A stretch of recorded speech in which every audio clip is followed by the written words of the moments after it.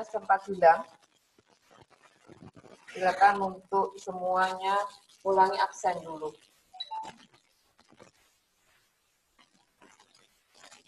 Rizky Oktina ini mana Rizky Oktina? Silakan menampakkan wajahnya. Alfiana Nur Baroka. Silakan absen dan juga menampakkan wajahnya.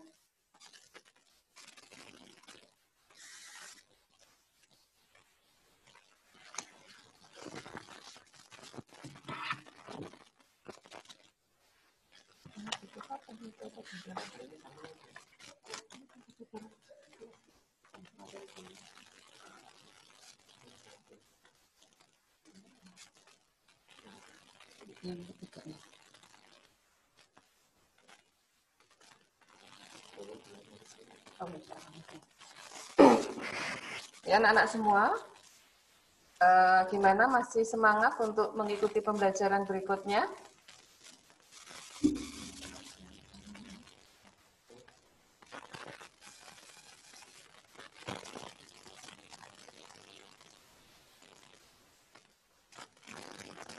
Halo anak-anak, gimana masih semangat untuk pembelajaran yang kedua ini?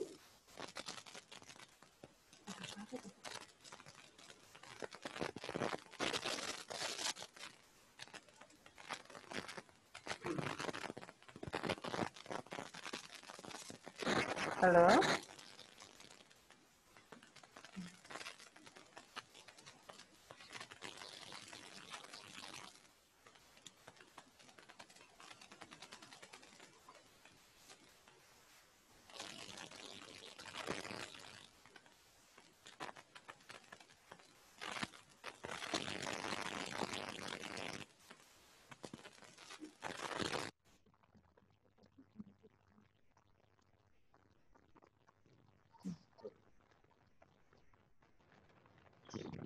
Masih, Bu.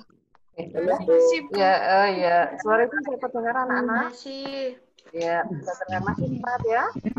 Ya, dong. ya semangat ya. Alhamdulillah ya, alhamdulillah masih semangat. Ya. Anak-anak semua, ini sementara sampai hari ini yang masuk ini 197. Ya, kalau kita perhatikan hari demi hari berkurang ini ya. Semoga saja kamu yang bisa masuk mengikuti tetap semangat dan kita doakan teman-teman yang lain yang belum masuk besok yang akan datang atau hari berikutnya bisa masuk, gitu ya. Ya. Silakan untuk kamu tetap semangat. Ingat tadi dalam pembelajaran Pak Ahmad tadi sudah diberikan penjelasan panjang lebar tentang kehidupan kelak kita di akhirat, yaitu kita mendapatkan surga tadi ya. Perhatikan ya. Ya, diantaranya kamu rajin melaksanakan sholat tadi atau rajin ibadah. Ya. Yang namanya ibadah ini ibadah kan pengertiannya ada dua macam, itu ada ibadah arti luas dan ibadah arti sempit ya. Kalau arti sempit tadi sholat itu seperti dijelaskan Pak Rahmat. Ibadah dalam arti luas ada misalnya kamu seperti sekarang ini untuk melaksanakan pembelajaran sekolah, ikuti pembelajaran dengan ikhlas, itu termasuk juga ibadah. Nah ya, itu dengan kamu melaksanakan dengan ikhlas sudah bisa menambah tabungan pahala untuk kehidupan kamu di akhirat besok untuk mencapai surga begitu. Ya, anak-anak semua ya, dan juga perbuatan-perbuatan yang lain. Gitu.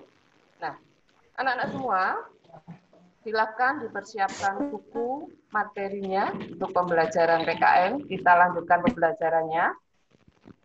Sebelum kita melanjutkan pembelajaran yang nanti akan kita pelajari, yaitu perwujudan nilai-nilai Pancasila dalam berbagai bidang kehidupan.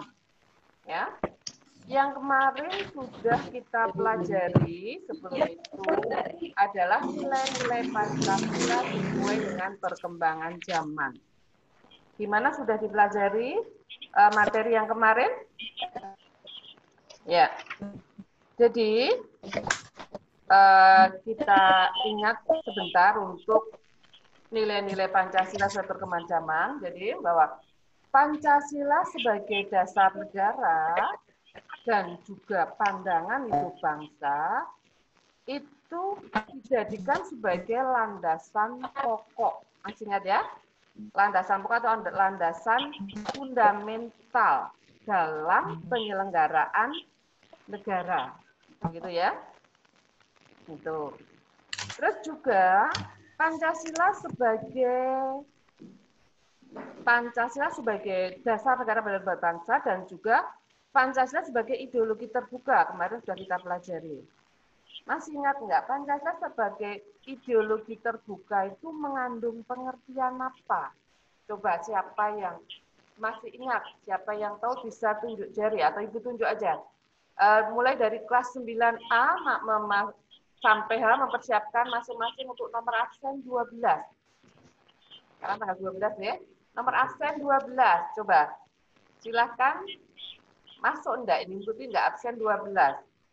Sambil mengingat lagi, Pancasila sebagai ideologi terbuka itu mengandung pengertian yang seperti apa? Halo, 9 absen 12. Ada enggak?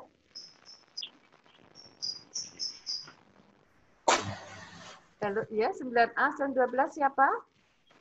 Atau mungkin 9 yang lain, A, B, C, D, E, F, G, H, yang absen 12. Halo? Ada yang masih ingat? Pancasila sebagai ideologi terbuka mengandung pengertian apa? Ya? Halo, siapa? Nggak ada yang ingat? Ya. Siapa ini? Ella Saputriani. Kelas berapa? 9B. 9B, absen 12 ya? Iya, silakan apa Mbak? 1. Nilai dan dirasakan dari 2. Nilai dan cita-citanya digali dari kekayaan rohani, moral, budaya masyarakat sendiri. 3. Hasil musyawarah dan konsensus masyarakat. Iya, coba pendapat yang lain ya masih kurang tepat. Itu nilainya. Yang Ibu maksud bahwa Pancasila sebagai ideologi terbuka itu mengandung pengertian yang bagaimana? Pancasila sebagai ideologi terbuka mengandung pengertian yang bagaimana? Kelas 9C, absen 12? Atau 9 yang lain? 9 absen 12?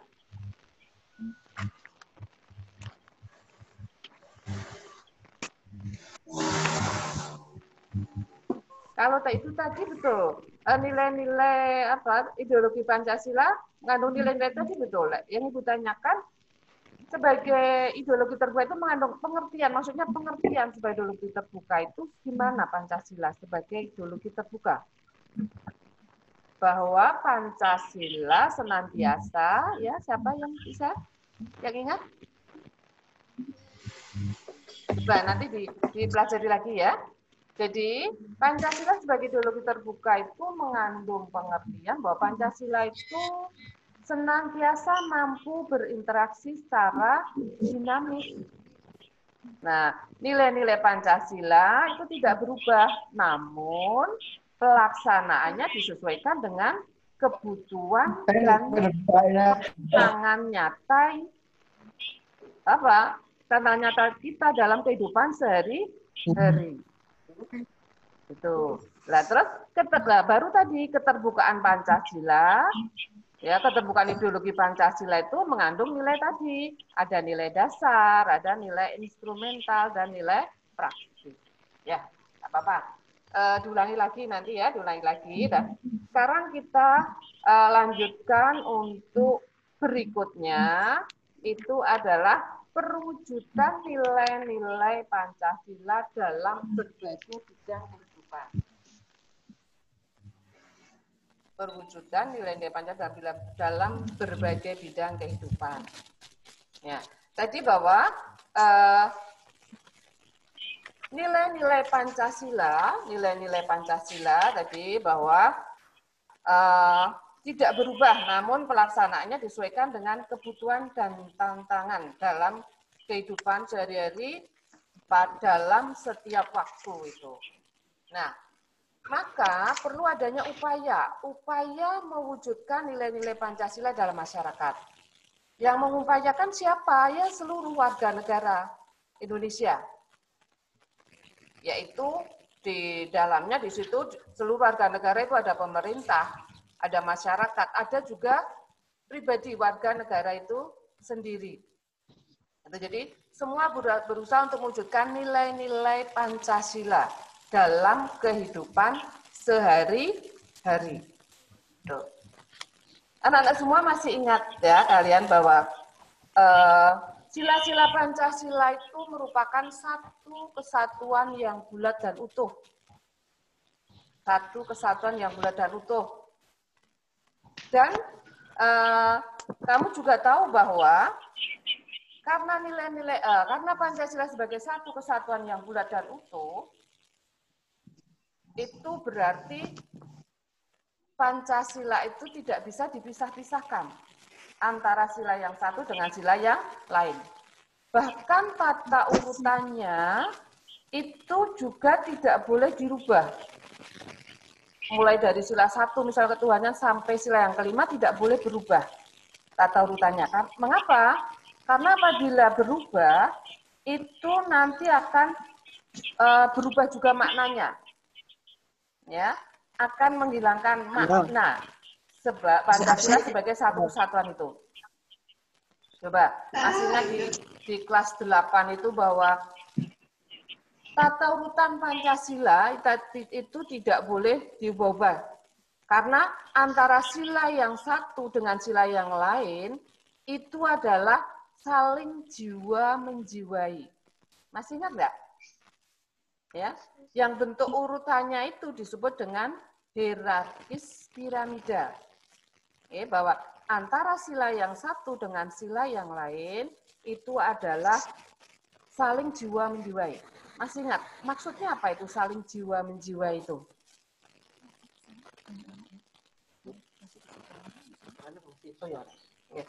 Coba. Oh ya, coba. Yang masih ingat, tunjuk jari atau menyampaikan bahwa Pancasila antara sila yang satu dan sila saling menjiwai itu maksudnya gimana coba? Halo anak-anak, mulai dari kelas 9A sampai 9A, siapa yang masih ingat? Yang bentuk urutannya itu disebut dengan hierarkis piramida. Itu kelas 8, ya kelas 8, semester awal juga itu. Ayo, siapa yang ingat? Iya? Halo? Pancasila? Sudah lupa semua ya? Tidak ada yang ingat?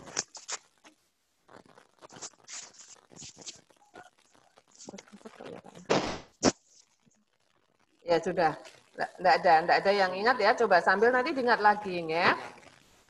Ingat lagi bahwa sila-sila Pancasila saling jiwa menjiwa itu maksudnya bahwa contohnya misalnya sila pertama itu adalah menjiwai. Kalau sila pertama menjiwai sila ke-1, 2, 3, 4 dan 5. Itu masih ingat ya.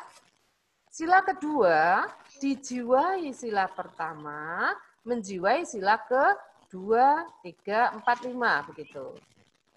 Sila ketiga dijiwai sila ke-1 dan 2, menjiwai sila ke-4 dan 5.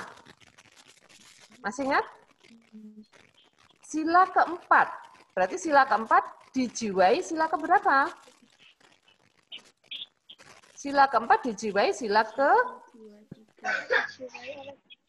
dijiwai ya. Ya, betul bagus. Siapa ini? Tadi yang ini? Nathan Setiana. Hah? Nathan. Oh, Nathan ya. Nathan. Ya, Nathan Asenan ya 9A ya.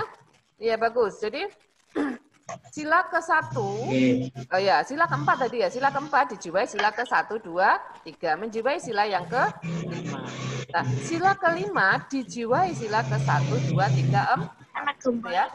Jadi, bahwa antara sila yang satu dengan sila yang lain saling jiwa dan menjiwai, dan sila-sila Pancasila merupakan satu kesatuan yang bulat dan utuh. Makanya, dalam kehidupan bermasyarakat kita harus mewujudkan nilai-nilai Pancasila dalam kehidupan sehari-hari dengan mengamalkan sila-sila Pancasila secara apa, masih ingat? Secara komprehensif. Maksudnya komprehensif itu apa? Secara menyeluruh. Ya, misalnya menyeluruh. Ya, menyeluruh. Misalnya mengamalkan sila yang pertama, juga mengamalkan sila kedua. Tidak kok misalnya mengamalkan sila yang pertama. Contoh mengamalkan sila pertama dalam kehidupan sehari-hari apa? Contoh mengamalkan sila pertama dalam kehidupan sehari-hari. Yang di situ ada nilai ketuhanan. Contohnya apa? Halo? Contohnya? Tidak beda-bedakan agama. Tidak beda-bedakan agama boleh. Yang utama mungkin melaksanakan ibadah gitu ya. Nah itu, tapi sebagai warga negara yang baik tidak hanya misalnya sergap beribadah, ya, tapi tidak mau peduli dengan lingkungan. Nah itu berarti kan hanya mengamalkan sila yang pertama. Nah itu makanya harus apa? Mengamalkan Pancasila secara komprehensif semuanya, gitu ya. Oke. Nah itu tadi. Nah makanya ya kita berusaha untuk mewujudkan nilai-nilai Pancasila ya. Terus yang diupayakan pemerintah dalam mewujudkan nilai-nilai Pancasila diantaranya kita mewujudkan nilai-nilai Pancasila dalam berbagai bidang kehidupan ya. Misalnya pertama adalah di bidang politik. Di bidang politik. Misalnya di situ ada penyelenggaraan pemilu secara luber jurdil. Ini. Dalam penyelenggaraan pemilu, itu ya berarti dalam penyelenggaraan pemilu itu termasuk perwujudan nilai-nilai Pancasila, sila yang keempat dalam bidang politik, yaitu penyelenggaraan pemilu secara luber jurdil. Luber jurdil itu apa? Siapa yang tahu luber jurdil itu apa? Ya, luber jurdil. Dengan secara luber jurdil. Luber jurdil itu apa? Luber itu, enggak tahu luber jurdil, enggak ingat? Pemilu apa? Pemilu? Hah? Pemilu secara luber jurdil. Luber jurdil itu apa? Pemilu, pelaksanaan nilai-nilai Pancasila yang keempat, yaitu dengan pemerintah itu melaksanakan pemilu secara luber jurdil. Luber jurdil itu kan asas-asas pemilu kan ya? Masih ingat? L-nya langsung. Masih ingat? L-nya langsung. Lalu apa?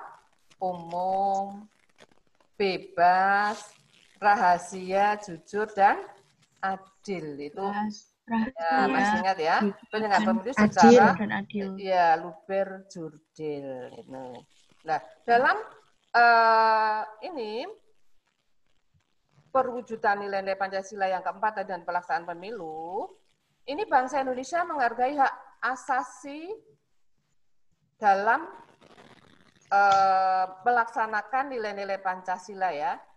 Yang hak asasi itu kan mengutamakan kebebasan individu atau mau tahu juga kebebasan tanpa tanpa kita melanggar hak orang lain. Masih nggak ada asasi itu ya. Hak asasi itu kan hak dasar atau hak pokok yang dimiliki manusia sebagai anugerah Tuhan yang Maha Esa, begitu ya. Nah, dalam pelaksanaan pemilu dalam masyarakat itu adalah bahwa hak dan kewajiban warga negara itu harus seimbang ya. Harus seimbang. Itu karena termasuk hak dan kewajiban warga negara terhadap pemerintah. Yang kamu juga masih ingat dijamin dalam pasal berapa? Siapa yang Masih ingat? Dalam Undang-Undang Dasar 45 yang menjamin hak dan kewajiban yang sama bagi seluruh warga negara Indonesia di bidang hukum ini. Bidang hukum politik. Pasal berapa? Pasal 27 ayat 1. Siapa yang masih ingat pasal bunyi pasal 27 ayat 1? Siapa yang masih ingat? Nathan ingat? Pasal 27 ayat 1.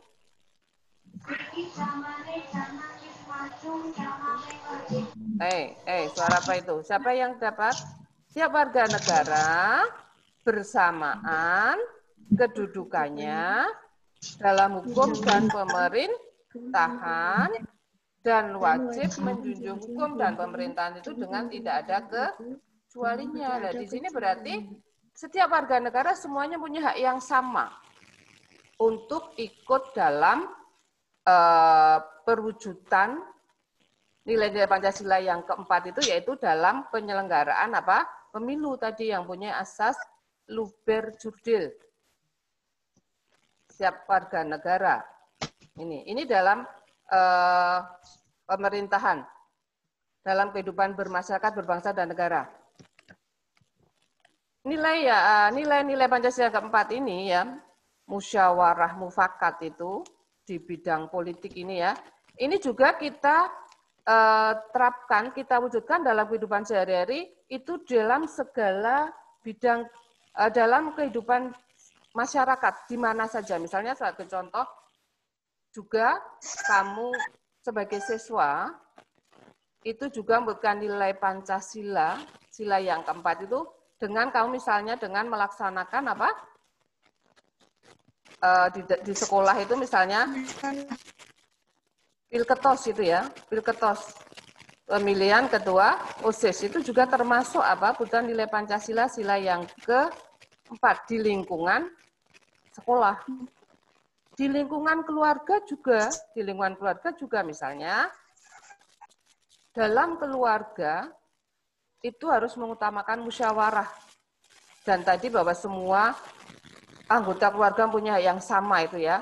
Nah, itu misalnya kalau akan mempunyai sesuatu tujuan yang itu adalah untuk kepentingan keluarga, nah itu dimusyawarahkan gitu. Dalam kehidupan masyarakat sekolah tadi Pilketos atau mungkin juga sekolah akan mengadakan kegiatan itu juga dimusyawarahkan.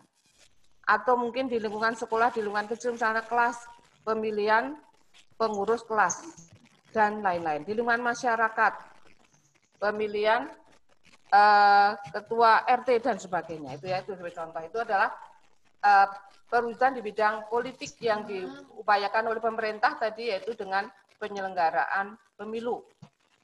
Itu. Lalu yang berikutnya adalah di bidang ekonomi, dalam segala bidang ya, di bidang ekonomi.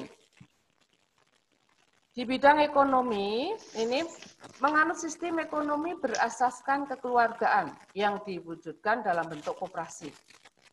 Bisa kamu perhatikan untuk Undang-Undang Dasar 1945, ya, yang menjamin adanya ekonomi itu adalah pasal 33. Pasal 33. Masih ingat bunyi pasal 33? Pasal 33 ayat 1.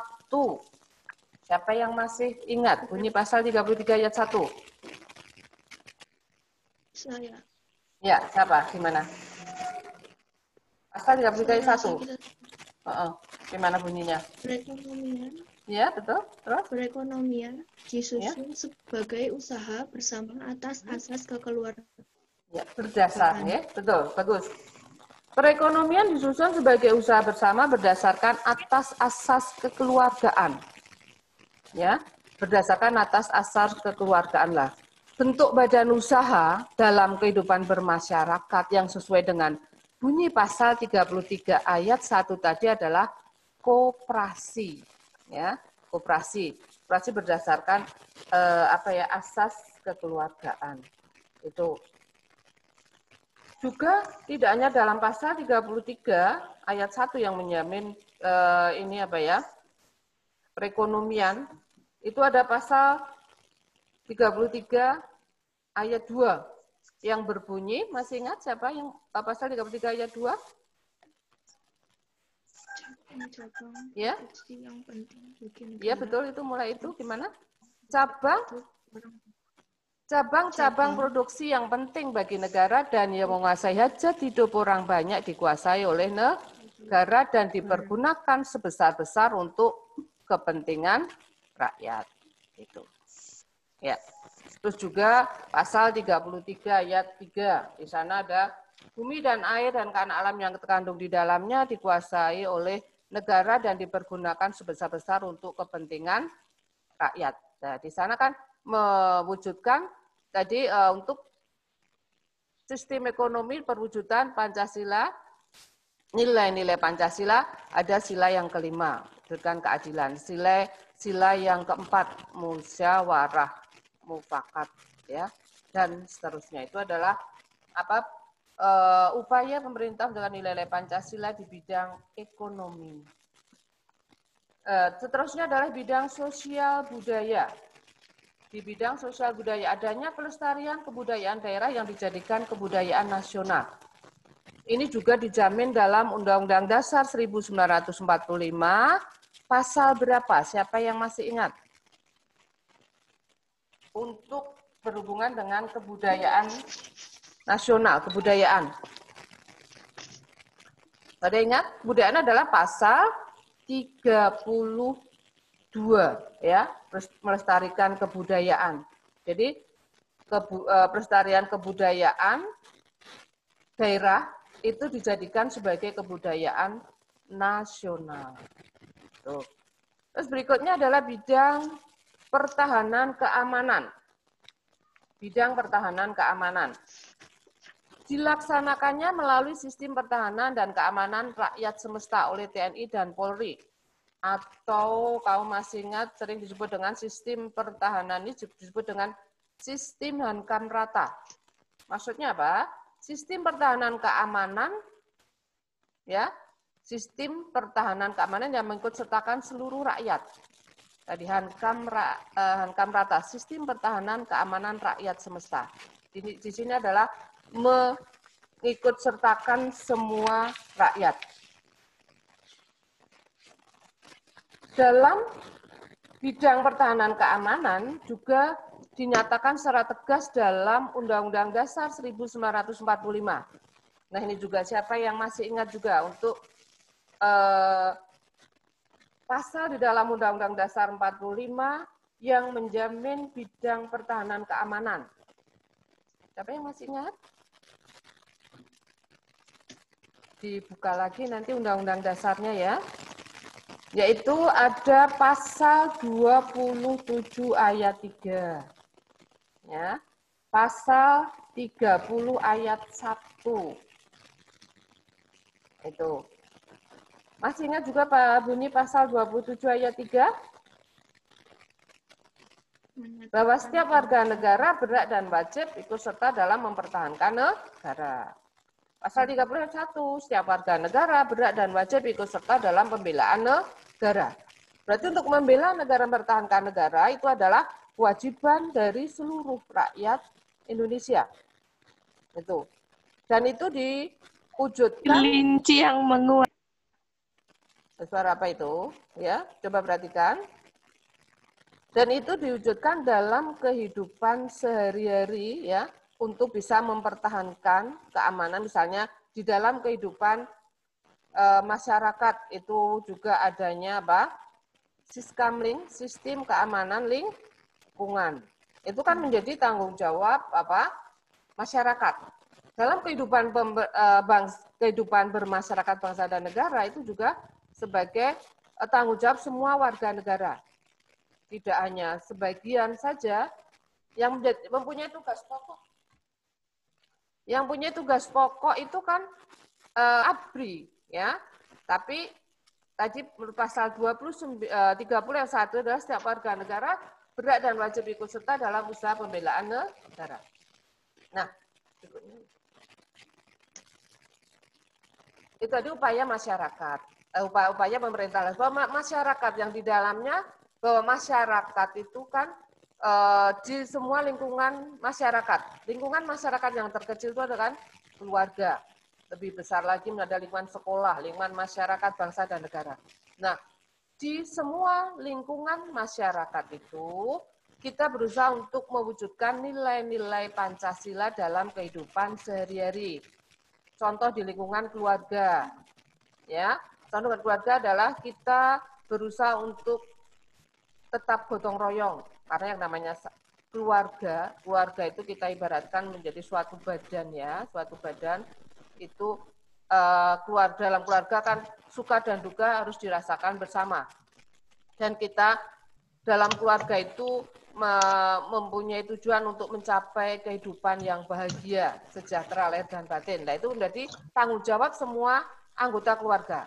Makanya tidak boleh kita sendiri-sendiri, tapi kita harus berusaha dalam pengerjaan sesuatu, misalnya supaya dalam kehidupan keluarganya pekerjaannya beres, kita berusaha bergotong royong. Misalnya ada anggota keluarga yang diberi tugas apa ya harus dikerjakan dengan baik. Saling menghormati, saling menyayangi, menjaga nama baik, gitu ya. Terus di lingkungan sekolah, menghargai karya teman, tidak memaksakan kehendak, kita tidak boleh menang sendiri, tidak memaksakan kehendak, mematuhi tata tertib sekolah. Di lingkungan masyarakat, menghormati hak-hak anggota masyarakat, menghormati keputusan yang diambil, menjaga ketenangan dan ketertiban keamanan lingkungan setempat. Dan juga di lingkungan bangsa dan negara, mengedepankan toleransi antar umat beragama, karena kita di negara Indonesia tidak hanya ada satu agama. Pemerintah menjamin ada 5 agama yang dijamin dalam pasal 29 ayat 2 itu ya, kita harus saling menghormati. Keterbukaan terhadap pendirian dan pendapat pihak lain, mengemukakan pendapat secara bebas dan bertanggung jawab. Nah, itu diantaranya ya. Silahkan untuk kamu berusaha untuk memberikan contoh-contoh yang lain bagaimana perwujudan nilai-nilai Pancasila dalam kehidupan sehari-hari dan kita wujudkan dalam sehari-hari mulai dari lingkungan masyarakat yang terkecil, mulai dari keluarga, masyarakat, dan juga bangsa dan negara. Kita berusaha untuk mewujudkan nilai-nilai Pancasila dalam kehidupan sehari-hari. Nah, itu tadi anak-anak bahwa perwujudan nilai-nilai Pancasila itu betul-betul harus kita wujudkan dalam kehidupan sehari-hari sehingga kita sebagai bangsa Indonesia mempunyai dasar Pancasila yang kita jadikan sebagai ideologi, pedoman, dan sebagainya, jangan hanya sebagai slogan saja. Oh, tahu dasarnya Pancasila, jadikan sebagai pandangan hidup, tapi tidak diwujudkan dalam kehidupan sehari-hari. Nah, kita berusaha semua untuk melaksanakan Pancasila dalam kehidupan sehari dengan sebaik-baiknya. Ya, karena waktu sudah habis, maka itu yang bisa Ibu sampaikan. Kurang lebihnya mohon maaf, nanti dipelajari dalam buku paketnya lagi. Kalau ada yang masih kurang jelas bisa ditanyakan melalui WA dan lain-lain. Ibu akhiri, Assalamualaikum warahmatullahi wabarakatuh.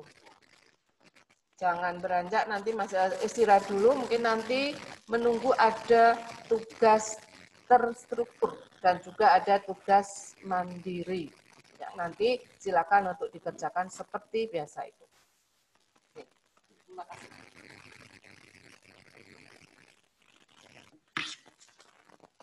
Berarti istirahat mungkin.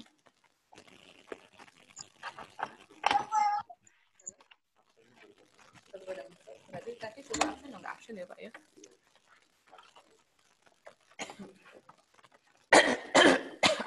Coba saya masuk berapa di kelas.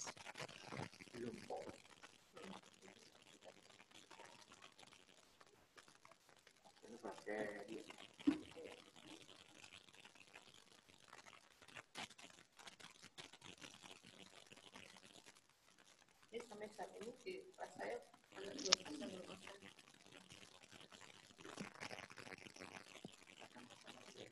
Iya, karena begitu ya. Enggak besok. Apa yang tidak berarti 2, 3, 4, 5, 6, 7. Kapan siswa yang belum ada?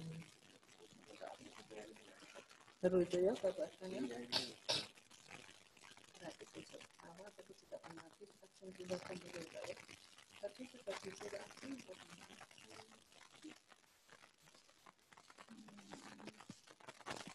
Kenapa mau kopi?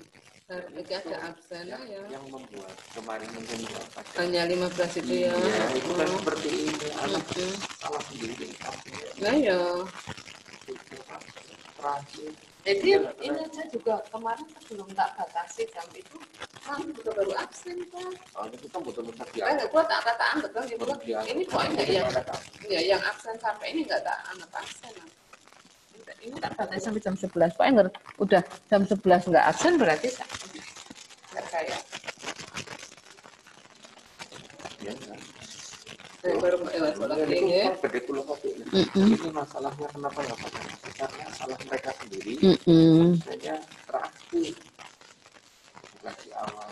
Iya. Kita mau pos ya. Ya, betul.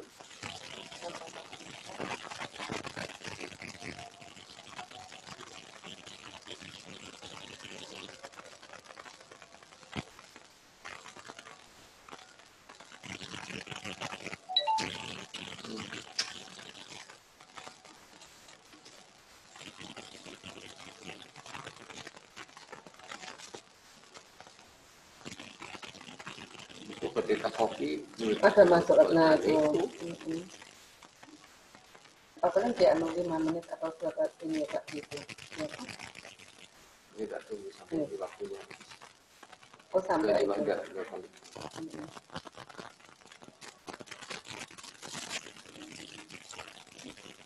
Ini juga ada, saya baru masuk lagi ini. Webinar. Tunggu Soalnya ya. toleransi 5 menit. Tunggu malu terus kan. Saya baru masuk. Dengan ini Fadron sama ini Pak. Pak Jatri.